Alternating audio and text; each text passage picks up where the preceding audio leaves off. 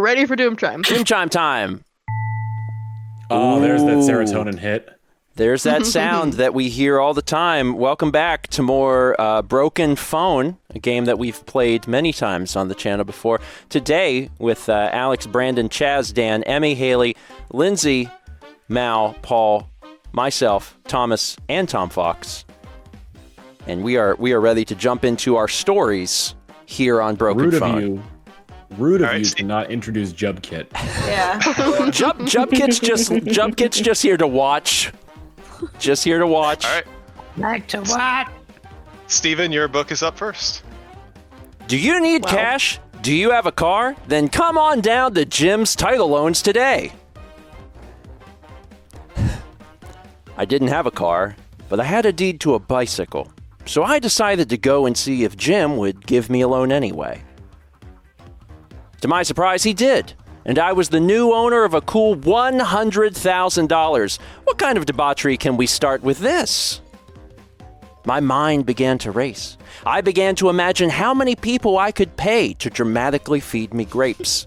I left immediately to find a suitable location. I was ready to spend some cash. Keys shaking in hand, I fumbled to start the car. Heart pounding, sweat dripping. I shifted into gear and slammed my foot on the gas. Then I heard a crash. As I sped away, I looked in the rearview mirror and saw my old home fading into the distance. I didn't care that he was still in there. Maybe I should have cared, but I didn't. I promised David I'd make it to Nashville in time for the show. He needed his guitar. Daddy would have to get over that. David was my home now. I stole Daddy's car and placed the guitar into the truck and sped down the highway. I may get pulled over, but cops often let me go since I'm a dog. And I was on my way. I'd be the best damn guitar playing dog this side of the Mississippi. I had a song in my head and a dream in my heart. All I needed was a sidekick. I met a cool cat that could play a sax like a smooth iced tea. We sniffed butts, I loaded up my guitar, and we hit up every gig that paid a Jefferson.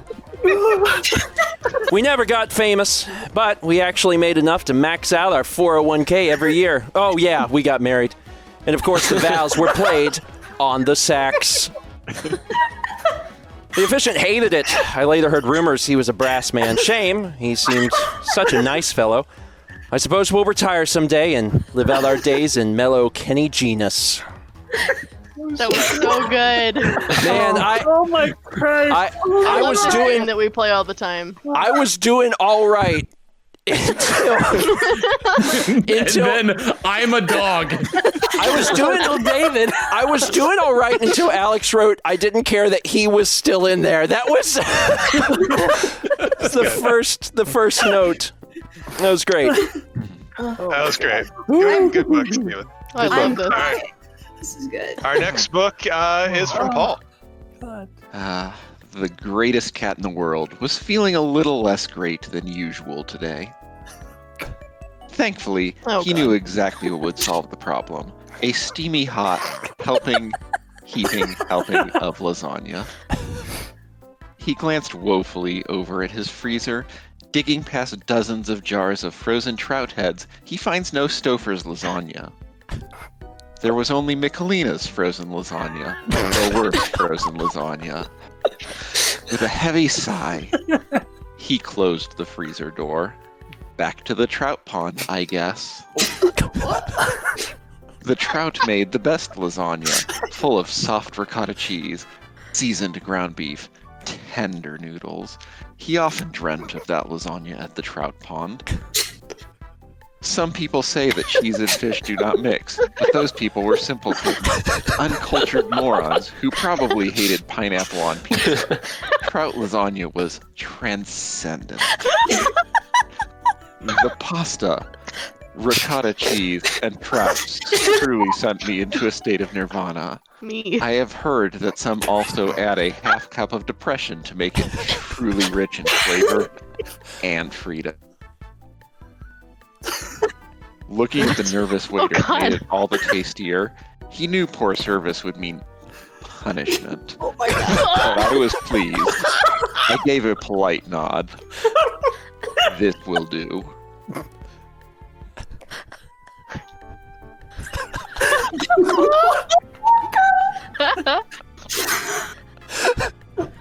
Oh no, we lost Paul. Oh! His story will never finish. And as the waiter returned to the kitchen, he nervously bumped into a table, spilling soup on a restaurant patron. It was Tom Hanks. He looked at the waiter and then got on the table. Looks like you're about to be Wilson. Tom Hanks looked toward the top of the table. You're coming with me. Tom Hanks jumped down, grabbed the waiter's hand, and never let go. Except it wasn't the end, and they'll come back for revenge in the sequel. Paul's Book 2, The Let Go-ing.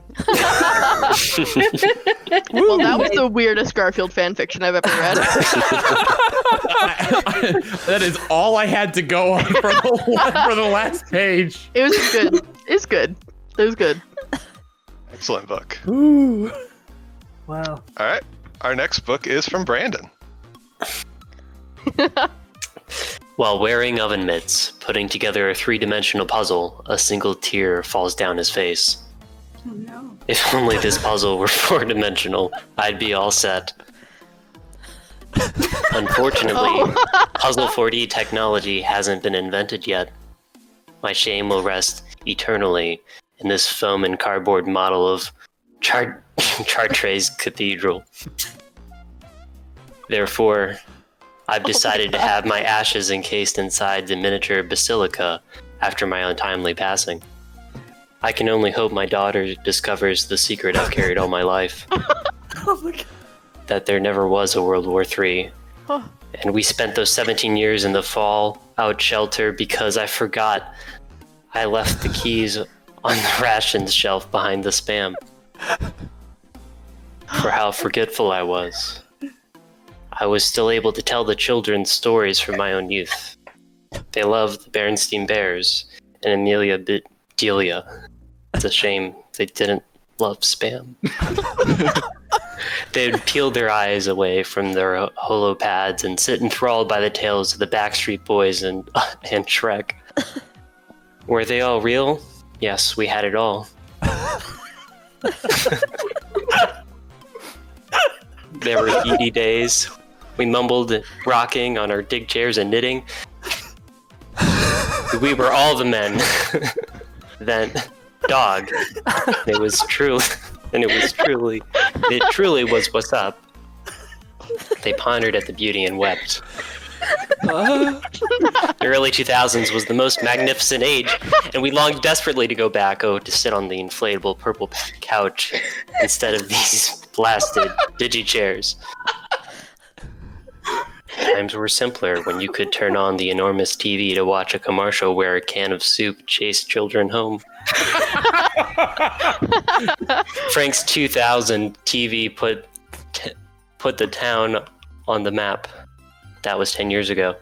Now the city is trying to sue him ever since his remote broke while watching reruns of Friends. I'll sue ya, they said. Why does this always happen to me? Frank said. But then the twister came and everything looked like a nature trail to hell. Wow, what an ending. The end? Dan, is that The end? Was that a Weird Al reference? Yeah, Frank's 2000-inch TV. Yeah, I took your Weird Al reference and inserted 4. I'll sue you, yeah. I want a digi chair. We were promised digi chairs and we never got them. They're coming soon. Chairs, digital seating. Excellent book. Thank you, That Brandon. truly went all over the place. It went some places. All right. Our next book is from Tom. Joseph knew this day would come, but he still wasn't quite prepared for when his wisdom teeth gained sentience and tried to take over the rest of his body. Oh gosh. It was just as the legends foretold. His ancestors were cursed by a jealous witch, who desired their perfect teeth for her spells. May your teeth use you as you use them. He swore under his breath as he remembered the curse. He made a promise to his dying father to never relinquish his perfect teeth to her, and he wasn't about to break that promise. His father's dying words echoed in his head. If you don't have your teeth, you are nothing. He took a deep breath and told her the best lie he could think of. I mean, I don't think you're nothing. Dentures can be very convincing, he shuddered as her eyes brightened at his lie. You really mean it? She whispered. He gave a smile, the nervous kind that hides discomfort and pain. Of course. And what do teeth matter anyway? His glance to the floor. He was a bad lying liar man. There was no hiding his jealousy. His pride has been damaged, and nothing would soothe his fragile sense of inadequacy besides more teeth. My teeth. I wasn't going to have it.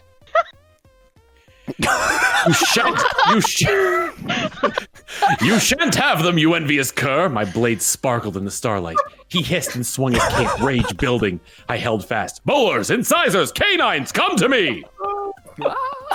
I swung my sword straight into the gullet of the tooth fairy, who fell over coughing and bleeding. The teeth were finally free of their captors.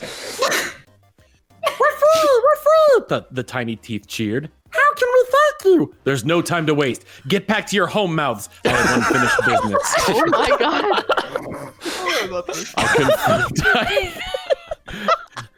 I confronted Crunchy the Cavity. Why did you imprison all those tiny teeth?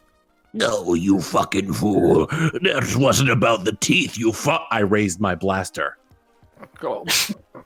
He looked at me and then back at the teeth. Now maybe you'll understand. He walked backwards and the teeth began to consume him. I understood. And I knew I was next. That was very, very good. Whoa. I'll hear it. Wow. I think the best part about this is that because no one can see back one extra panel, the protagonists continually change. Like who person A and B. It's like freeform writing where it just jumps into different bodies and you have to like reread it to figure out when it jumps. And It's great. It's art. I would love to see any of these books animated. That would be The theme stupendous. of it being about a tooth war the entire time is honestly amazing. Yeah. It's because people it stayed with teeth. It stayed with teeth the whole time. Everyone made sure to include some sort of keyword like tooth or teeth or whatever to ensure that it stayed on topic. It's like we're all good at this game. We play it all the time. Why wouldn't we be? Alex, your book. Verse. Okay. Oh, and here we go. Okay. What? Okay. Go ahead. This is a story all about horny young French revolutionaries who love bursting into song all the goddamn time. Also, Russell Crowe is there. The sad part is, since it's a rock concept album, it's a dystopian future where music is banned, which interferes with their singing somewhat. Oh. The police apprehended their lead singer, Slambo McJambo, after covering in his motel shower while high and singing their hit song, "I'm a sing 'cause I want to, goddammit." McJambo is currently awaiting trial, and if convicted, could face 12 years in prison. His bandmates were stunned at this news. I always thought McJambo was on a straight and narrow. His licks lately have been so tight, said Turtleneck's drummer, McDrummer. Everybody took their time, sadly glancing around the room. McJambo was loved by all, and everyone took this revelation hard. The quiet lasted a minute, or maybe it was an hour or more. Memories enveloped every attendee. McJambo making a funny joke, McJambo having a tasty meal, McJambo just being himself. But it wasn't just McJambo. Scampy, Dick, Isaac, everyone was there. Tears began streaming down the attendees' faces. But there was something wrong. The tears tasted sweet. Oh, this is where this goes. It slowly dawned on us. While we all made it out alive, we lost the ability to taste salty flavors. Never again were our spirits lifted by a tangy bag of barbecue potato chips. We tried for years, but it was now beyond our taste buds. Dave died from dehydration after getting desperate, and he ate an entire bowl of salt. He wanted to taste that salt, that most delicious salt. After Dave died, we locked it inside the vault. We would never taste salt again. And millennia later, when mankind's direst hour came, the salt was there. The universe was saved. Salinity was found. It truly was the greatest God. Oh my god. Oh, Man, Salinity was found. Oh, that's an amazing line. man, when we went from he could face 12 years to he's dead, I loved that. I almost put funeral in mine. I'm glad I didn't. Because I was so sure that it was a funeral. I love that this is our take on Les Mis. Les Mis to Gatsby. What the hell? Les Mis is the greatest My favorite part of that is as Alex is telling the second page of the story, Dan's going, "Oh no, oh no." Yeah, I'm so glad McJambo's. McJambo lasted for like 6 pages. Oh my Hey, God. don't forget about good. Scampy, Pit, and Isaac. Scampy killed me. Scampy absolutely killed me. But what about Dave? Oh, Dave. Gone but not All forgotten. right, Oh, Dave. Lindsay, your book. It was a dark and dreary Wednesday morning. Leonardo sighed as he picked up his katanas and put on his blue eye mask. Lightning flashed as he lifted the manhole cover. I love it already. His green shell formed an intimidating silhouette against the sparks in the sky. He stepped down and in, lifting the heavy disc labeled City Sewer back into place behind him. A faint whiff of pizza filled the sewer. I'm so sorry. A faint whiff of pizza filled the sewer. It was just the thing he needed after arguing with April. She could never understand what he dealt with every day. Oh my god. So what if I eat pizza that I find on the ground? So what if blow off Steve surfing on a river across the street? She just carries the camera around and gets kidnapped.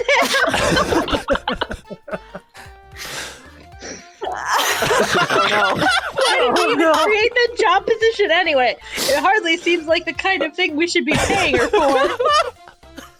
She lied on her resume and she has tenure now. We couldn't get rid of her if we wanted to, especially since she knows our company's secret. Oh no! So much Ninja Turtle lore. The janitor nodded slowly. Don't worry, I can mop up that problem. She'll be cleaned right away. It's not the first time I've guaranteed guarded the company's secrets. Won't be the last. It's not really a company secret. I stammered.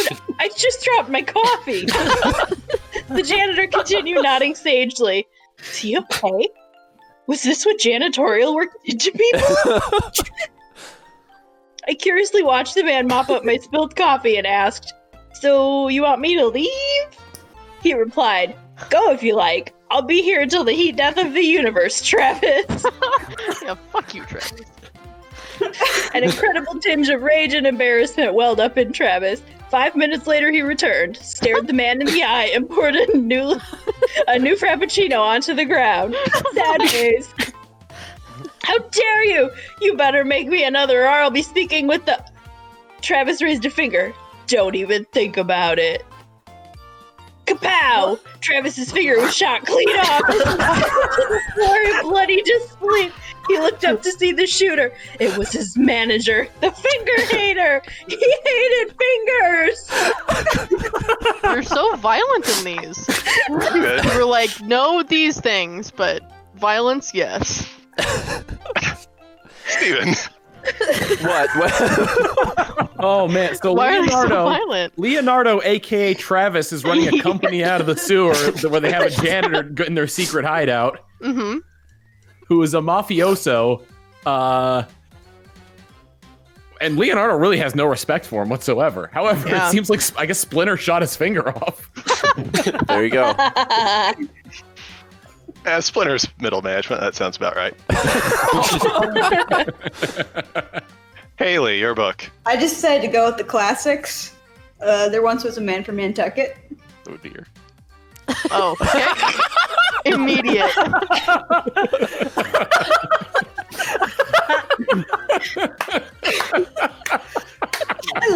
Bravo, Jazz. Bravo. Haley, you want to read it?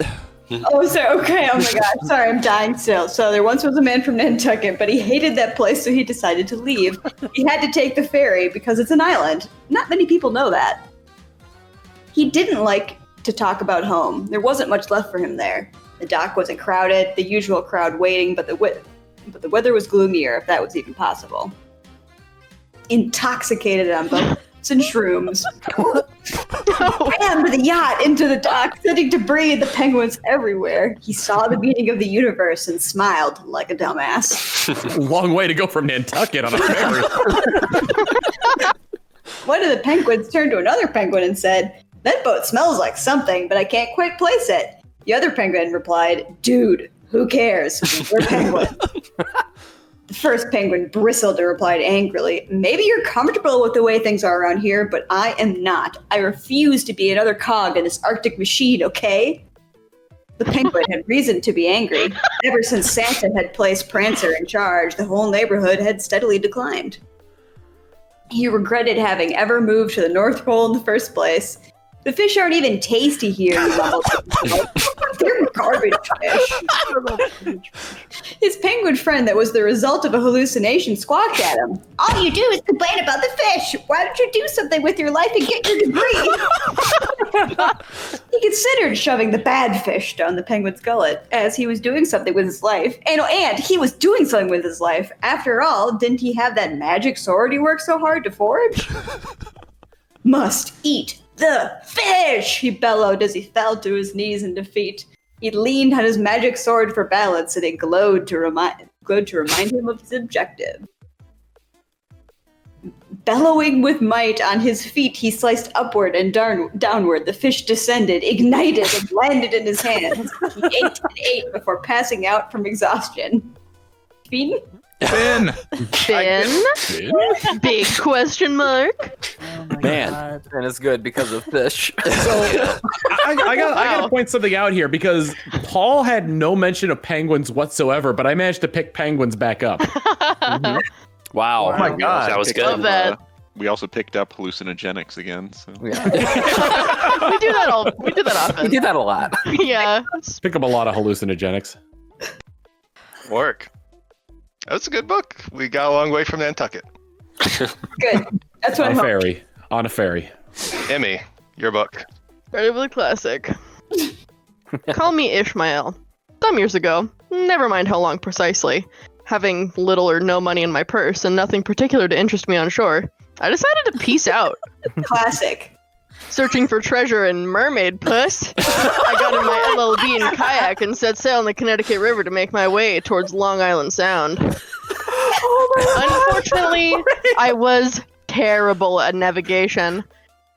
My orienteering Boy Scout merit badge had been ceremonially burned, so when I arrived at the French coast, it was not a great surprise. Well, fuck! This isn't Long Beach, I muttered to myself. I felt like a regular Columbus. The dumbass part, not the genocidal part. Oh well, I hear they got good grub in La Havre? It's Le Havre, not La. Jubkit spat back at me, pedantic as always. The correction was justified. I'm a dumbass Columbus, like I said earlier. But couldn't they leave it alone? No, they couldn't. I reached for the hat that I kept in my bag. I placed it on my head. Dumbass Columbus, Jubkit said as they read the embroidered words. Of course. I'd always hated the capital of Ohio anyways. So I was closed too early, and the only thing to do on the weekends is stare at the fields. I'll pass. And yet, the apple dumplings were divine. Sure, they're 1,300 calories, but that could be worth it. Or so they thought. One bite in, a cold sweat suddenly overcame the moocher. Sorry. Turning to their side, the life slowly faded from their face. Moral: 1,300 calories? Big mistake. The muncher knew the curse would get him if he ate that much. He knew. But it would be his undoing. But that little fucker ate it anyway. As the mushroom started to dissolve, he smiled. He didn't. Last thoughts were of all that delicious shit. The end. Man. Ishmael turned into Job Kit. I'd always hated the capital of all. I gotta tell you that quest for treasure and mermaid puss went nowhere. It's a real bummer. I wanted to find mermaid puss. They ended up in Ohio. That's like the last place you want to go for mermaid puss. Is it even possible to like take a boat there? But the apple dumplings were divine. They were divine. True. Oh, And deadly. Oh my god. All right. I love that. Good book. Good book. My book. Puss. Our small boat. See, this was the theme I noticed. There's a lot of nautical themes. Our small boat sailed along the rocky coast for 90 miles. It had no masts, but it did possess a mighty fine motor. We cut through the water with ease, although I was nervous what awaited at the end of our voyage. Perhaps our good fortune would hold. Thus far, the weather has been favorable with the wind at our backs, although that does mean we will have to face whatever is awaiting us sooner. Yeah, I guess. Oh my god. Oh my god. And the other pirates. Steven. Shrugging, I snapped on the nearest eye patch. Looking around the room, I spotted an oak peg leg and began sawing off my leg. It's a pirate's life for me, I suppose.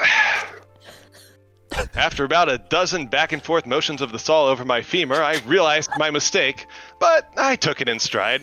Oh, why did I do this? This is the worst idea. But it was done.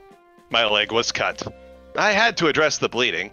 Thankfully, I had magic sealing powder, mixed with salt to double as delicious taco seasoning. Oh no. Apply the powder to the wound stung, but it acted fast, healing my leg. Hopefully this won't attract the wolves. Funny you should say that. There they were, all 37 of them. Those damn wolves and their damn fishing hats. Curse you, devil wolves! You'll never get my chicken sandwich! The largest wolf menacingly adjusted his bucket hat, which was emblazoned proudly with, "Women want me. Fish fear me. I don't fear you, you cursed canines! I pity you!" The fish then jumped up and slapped the wolf in the nose. The wolf turned tail and ran away, crying. Unfortunately, the pond had frozen solid. The fish couldn't get back in. "Remember me!" he cried. But no one did, because he was just a fish. And a bad father, too. The end. You know the episode Good of The book. Simpsons where Homer eats the death peppers and the chili and goes on a spiritual journey? That's what the story was. Guys had great voices. Mm-hmm. Thank you. Top tier reading. Mm-hmm. Yeah, I guess. That's where everything fell apart. Man, I got the thing before it, and I was like, "What is this talking about? This is all frilly language." I would just respond with the other pirate. I like how the first 3 pages are like this very very deep and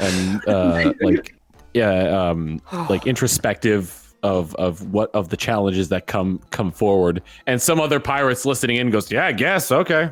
When I submitted that, I was laughing hysterically. I was so excited. You knew what you did. I know you what knew I what did. you did. You always do that. Yeah, Thomas, your book. Okay. 7:58 a.m. Unlock the doors, will you, Julia? The morning rush wouldn't start until around 9, but she was anxious about the day. New Veggie Day was always the busiest. And today they'd be introducing bear carrots, also known as Barretts, a new vegetable from Manitoba, which was sure to be a major hit. Gerald Kruger of Berkshire. I'm losing it. I'm so hot. Of Berkshire Organics and in Wisconsin. We were happy to roll it out, but soon patrons came back confused about the combo bear, scat, and honey flavor of their carrots. Mr. Kruger was certainly surprised by the carrot success, as well as their customers, who knew that people love the taste of honeyed feces. They sure saved our company. Yike.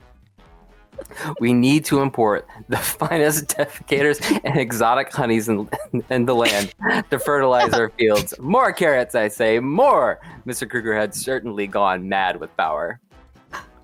He was particularly foaming at the mouth when he spat out requests for more exorbitant farm supplies. Everyone took a few steps back as he started vibrating intensely. As one does. I need more shovels, nails, and hose! I want hose! He continued to shake so violently that someone came in. Someone in the crowd yelled, "Y'all get out of the way! The fella gonna explode!" The crowd nervously parted. He was gesticulating wildly, making less and less sense. "Dig a hole, eat that corn!" It was the most confusing line dance anyone had ever been to. Justin, the cops busted in.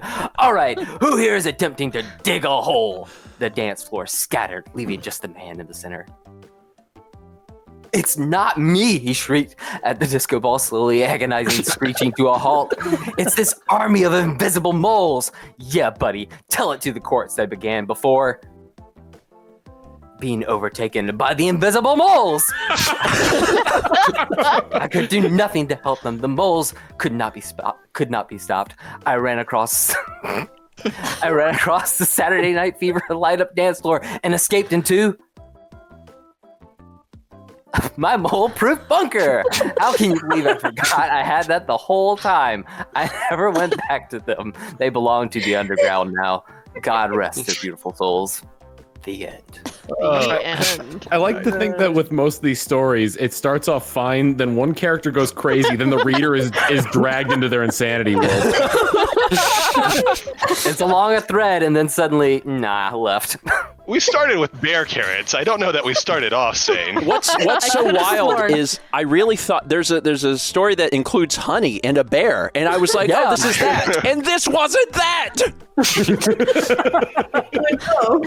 I could have sworn that Brandon's sentence was Alex's. I guess that's a compliment. That's my praise, Brandon. Yeah. That is. Gerald Kruger of Berkshire Organics in Wisconsin. Good God. Mal, your book. So I suppose you want to ask me what happened to my right elbow. It all started one autumn day. I had to use the bathroom a lot that day, and what better to occupy my time but to pray to whatever deity will bless my colon to forgive my Taco Bell Diablo sauce sins. Dios mío, es picante. Unfortunately, my food crimes could never be forgiven. All the bowels of hell cursed my bowels of flesh for my grievous crimes against the culinary universe. The judge asked if I was feeling all right. How does it taste? The Chef's gaze looked concerned, but also intrigued. If I need to interrupt for a second. If this somehow gets back around to elbows, I'll lose my mind. I spat out the Iron Chef dish onto my plate. It tasted like the ruined dreams of a sad man. And ass. This tastes like urinal cakes, I said. They stormed off, farting and crying. Wow. And that was how I won the Iron Chef tournament by default. I got so famous I became a household name among the TV chef circuit, and I wrote my own series of esoteric diet books. My catchphrases were legendary enough to appeal to the mass market, even if they didn't understand a word of my cookbook. People loved to display it in their homes to look smart. Most people put it in a place of honor. I even saw one home where they discarded their microwave to provide my cookbook with a little shrine. It was unfortunate, since microwaves had the power to cook the food that was in my cookbook.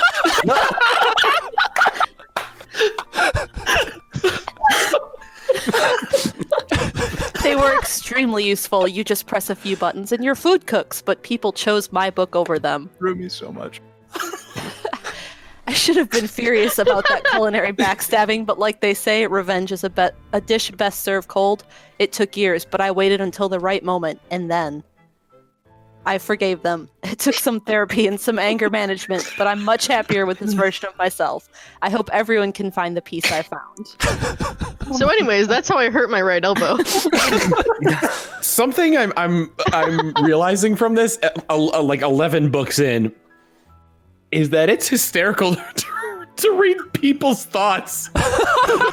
Like people's thoughts, like it's like that is clearly a Dan thought coming out of Mal's mouth. Yeah. It's right. funny because when I We wrote all get that, to be Alex on this blessed day. when I wrote the last one here, and I only had Alex's to go off of, I thought it was like an individual, and I almost wrote it like that, but it turns out it was just against everyone on Earth who had changed their microwaves for cookbooks. So I guess it worked out. Our final book for today is from Dan. Charlie, the bear astronaut, finally landed on the moon. Looking out the window, he saw the aliens. They looked like cute ice cream sandwiches.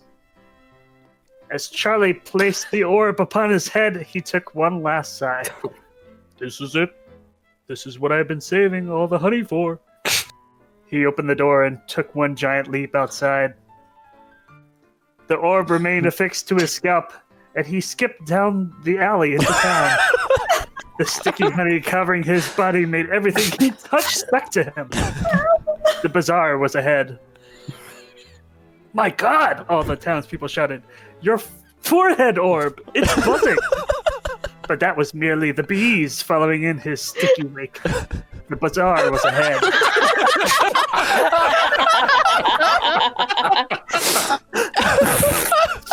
And destruction would soon follow. His forehead orb glowed brighter and brighter as he approached the bazaar, and the bees got louder and louder. He approached Todd and shouted, Todd! The oven, Todd! You left it on before we left! Do you know what? But the buzzing of the bees soon drowned out his shouting. Naturally. The flaming bees soon spread over the entire town, bringing destruction to all who stood in their glorious path. The colony turned the town to smoldering ash. Once they achieved their calamitous objective, the flames suddenly dissipated. With the town burned down, the colony set out to find a new town, but not before a crazy dance party on the ashes of this one. There were people. I didn't know there were bees. The dance was called the Flailing Pat Down, and everyone was doing it. Not like they had any choice, but man, those 15 minutes were lit. Our hero had a good day. He couldn't see out of his left eye, but he figured it'd come back. The right eye was definitely gone for good, though. I mean, different zip code. So far away. This was exactly the birthday I was hoping for. Right? It was blue skies here on out, and hopefully he'd be able to see them. The end. I'd like to imagine that the hero is still the bear. So the bear, having been destroyed by the bees, it's like, this is exactly the birthday I wanted. Also, Dan's bee voice in that second page was amazing. Or no, bear voice. Sorry. Oh God. This is what I saved my honey for. Man. Great. Bazaar was the Broken head. phone. My God, this is one of the best games of Broken Phone we've ever played. Yeah, that's excellent. As a reminder, you can play all of these. You can play this for yourself at brokenpicturephone.com. There's also a mode where you can do drawings. I know that we've never showed that on the channel. It's kind of but lame. Yeah, I don't know if it's that good, but the normal mode where you just do text is great, and we highly recommend it. Otherwise, why is the URL Broken Picture Phone then? Broken phone was probably taken. Yeah, I think that was probably it. As a reminder, thank you all for joining me and for writing wonderful stories as you always do. And we'll be back in the future for more Broken Phone, the series that we have produced regularly for several years. What are you gonna? Which story are you gonna use for the thumbnail?